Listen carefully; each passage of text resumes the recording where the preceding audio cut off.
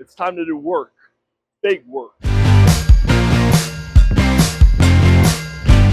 Hello and welcome back to the Fox Train Performance YouTube channel. I am Taylor Fox and I am across the street from Big Work Fitness Factory in Charleston, South Carolina. This looks like a great gym and I'm excited to check it out. If you haven't watched my video at Ethos Athletic Club in Charleston, go back and check that out. But this is my last day here. I'm looking to get a hard training session in. I should be here for a while. I think there's going to be a few surprises in here and I'm excited to check it out. Let's get after it.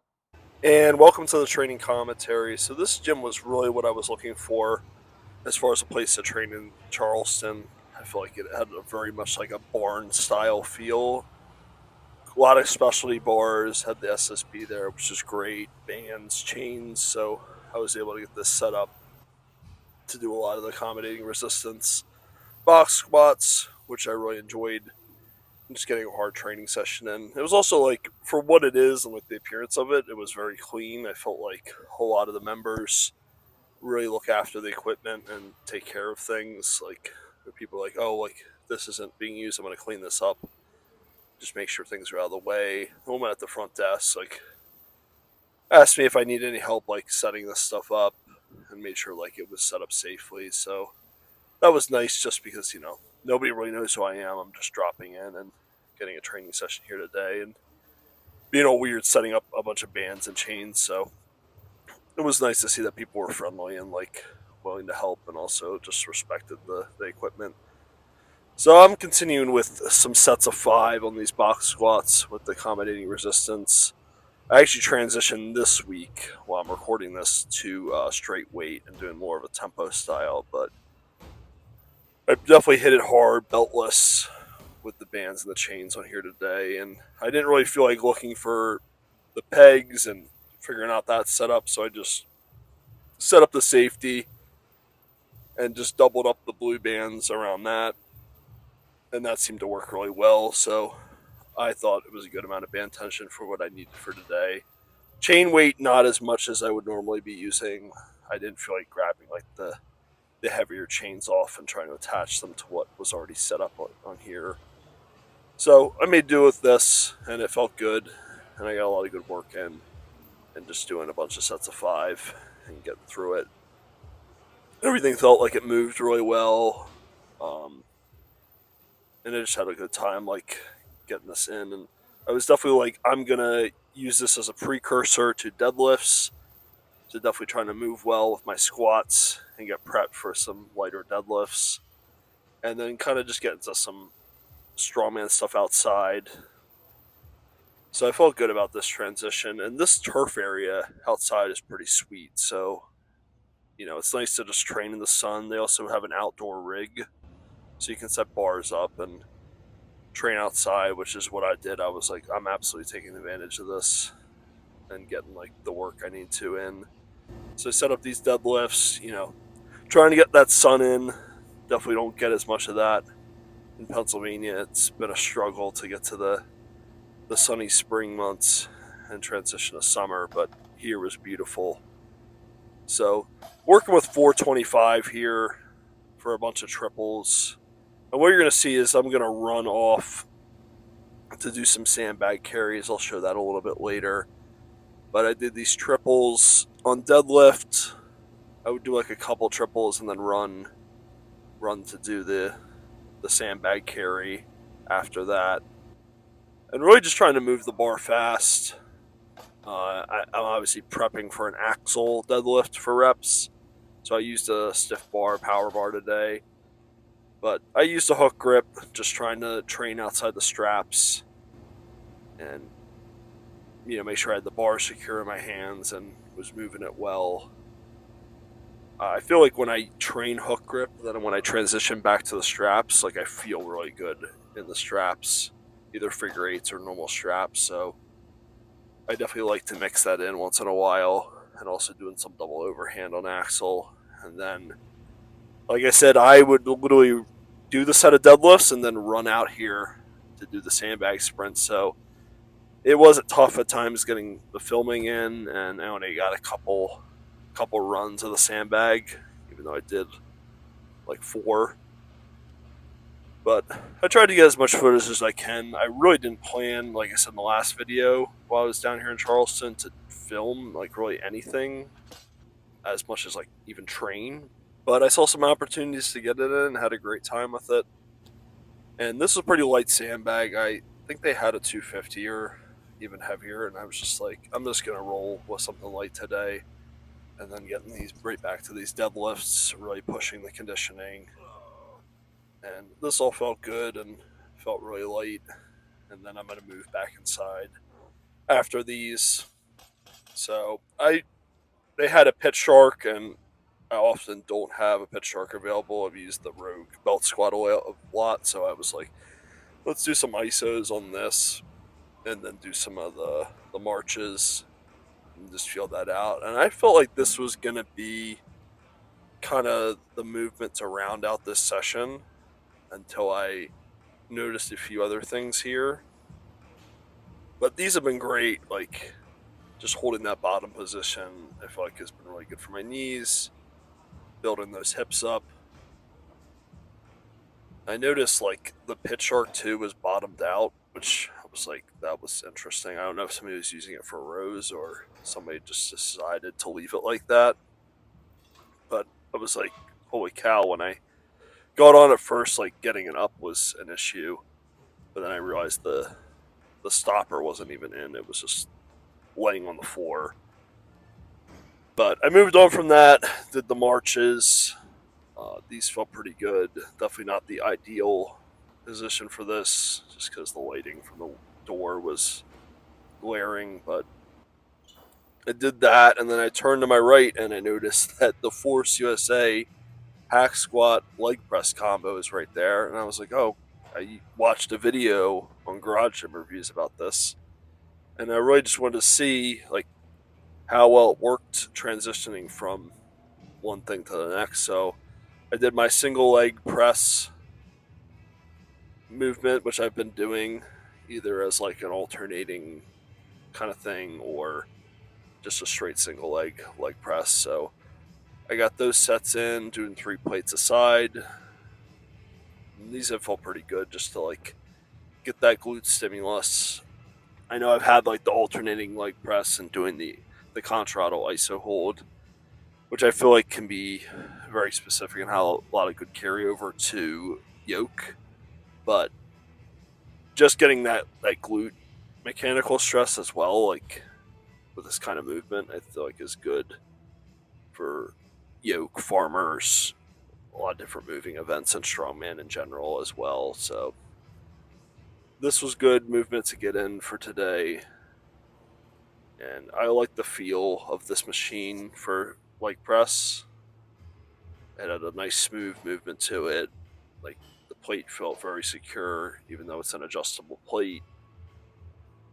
I felt very comfortable like on the seat, which also is adjustable and kind of locks the pad in and out to set it up as a leg press.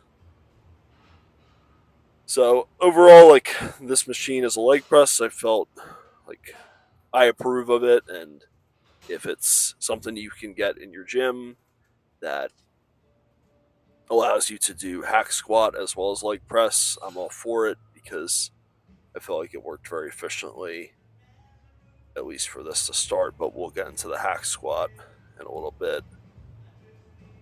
But I really like to have these kind of machines, and sometimes I feel like gyms are like, okay, I can't really afford a full lineup of machines. Like I went up to Massachusetts and visited a gym there, and the guy was like, yeah, this is leg row, and it's like the Arsenal leg press, hack squat, pendulum squat, a belt squat from somebody, like everything that you need as far as machines. But other owners like, I can't buy a leg press, a hack squat, pendulum squat, or like a belt squat. Like I need to pick like one or two. And if you can get this thing, even though it can be tough to put together, like then it gives you both of those movements that you do. But basically you just take the pin, pull the plate back, so now that creates back end, the base for the hack squat, and then this just kind of pops off. It's cool because you just pull up and then out, and then same thing, you just push it in and then pull it down to lock it in, which works really well, and it's very easy to adjust. So if you want to jump right from leg press into hack squats, like this is a very good piece of equipment. The issue I ran into, I think I remember watching this on the video that Coop did, but the carriage is like very heavy. So when you transition to hack squat and like you're changing the leverages a little bit, you have less leverage for a hack squat than you do for leg press, even if it's single leg. 3 plates aside, jumping right into that just felt very tough, and I didn't feel confident the way my quads are feeling. Quads definitely tightened up a little bit with all these different movements. Wasn't good, so I racked it, cut a plate off each side, so I just did 2 plates for a set of 10 or a couple sets of 10, and just went with that. And this felt better. I definitely think if I had gone a plate, 2 plates, and then did 3 plates, like 3 plates would have been a good top set. But like I said, the carriage is very heavy, and it's something to consider if you're getting this type of equipment, because I doubt there's a lot of people that would be coming to the gym that would, the carriage itself empty would be too heavy for them, but just adding weight, like it can be something to take into account. But then I was like, oh, let me just go upstairs, because I felt like there was a lot of people going upstairs, and I was like, oh, like this is crazy. I didn't realize there was like a whole host of additional equipment up here, and these were insane to see. The Sorinex reverse hyper, and also a cable stack reverse hyper machine, and they got some boxing stuff as well as like cable setup, competition bench, like a combo rack. So I guess you could do squat or bench up there as well. And it was cool because they had a competition bench downstairs too. So there was a couple different setups. But when I looked at this, I just thought back attack. So I just decided to do like a Zercher style back extension. And given that I got to do a max distance sandbag carry, a sandbag load, even just getting ready for like the deadlift and the Zercher, or the axle clean, like I felt like this was a good movement. I did top out the stack.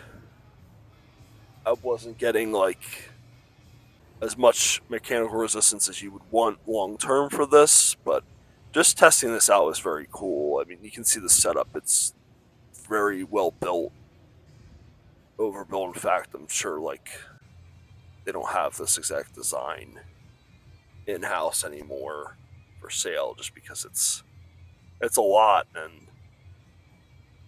I don't feel like it's something gym owners are going to buy now just because of the setup and the bulk of the unit. But I don't know. I haven't checked out a lot with Sorinex of late, so I would be interested to look that up and see what they got going on. But yeah, I just was like, I'm gonna get a bunch of sets of 12 in with this, 10 to 12, and really got the back going, the glutes, the hamstrings, and it felt good. Like it was a very like easy machine to use, and I probably should have tried it out for the reverse hyperextension as well, but I felt this was good and this was quality work for what I needed today. And just kind of being up here and checking out like all the people that have like signed the wall, and kind of marking myself down as like, somebody that came through here and got a hard training session in. And like I've said previously, like it's one of my passions. Like I love to check out other gyms. I love to see like what equipment is available, and just kind of like ingrain myself in like history of physical culture and strongman and strength sports. So that is going to be a wrap for this trip. I didn't really expect to get a lot of training in while I was down here, but I saw some opportunities. just to get a couple sessions in and film both of them. That place had some crazy stuff. You don't see old Sorenex equipment like that anymore that just weighs a ton, and like adjusting the different pieces is like such a pain because it's so heavy and well built. But that was really, really cool. Like, I didn't even realize all that stuff was upstairs. I felt like I had gotten the perfect training session in, and there was actually like a little bit too much available to like, I was like, where do I go with this? Do I do yoke sprints? Do I do long carries with farmers? Like, I don't know where to focus a lot of my time, but I just stuck to like how I've been training and my template, and then just added things in, and then kind of just had some fun after that. The Force USA leg press hack squat combo is really cool to see, and just getting some nice training outside in the sun I really enjoyed. Thank you guys so much for watching. Keep lifting those heavy weights and hold strong.